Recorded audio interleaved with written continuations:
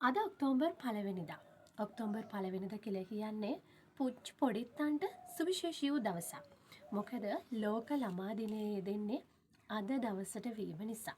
ඉතින් පුංචි කාලේ කියන්නේ ළමා කාලේ කියන්නේ හරි අපූරු කාලයක්.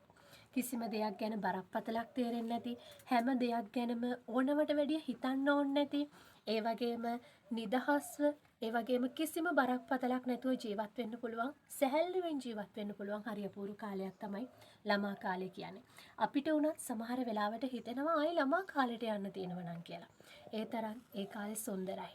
ඉතින් අද ලෝක ළමා දිනය සමරන පුංචි පොඩිත්තෝ හැම කෙනෙකුටම සුබම සුබ ලෝක ළමා දිනයක් වේවා කියලා මමත් ස්ටාර් ටීවී නාලිකාවේ අපි හැම කෙනෙක්මත් ඔයාලට සුබ පැතුම් එකතු කරනවා. ඉතින් පුංචි මල් වගේ ඔයාලා හින්දායි මේ අනාගත පැවැත්මක් තියෙන්නේ. ඉතින් ආදරණීය දුවේ පුතේ ඔයාලගේ තියෙන හැම බලාපොරොත්තුවක්ම හැම සිතුම් පැතුමක්ම ඉෂ්ට වෙන්න කියලා අපි හදවතින්ම සුබ පතනවා. බොහොම ස්තුතියි.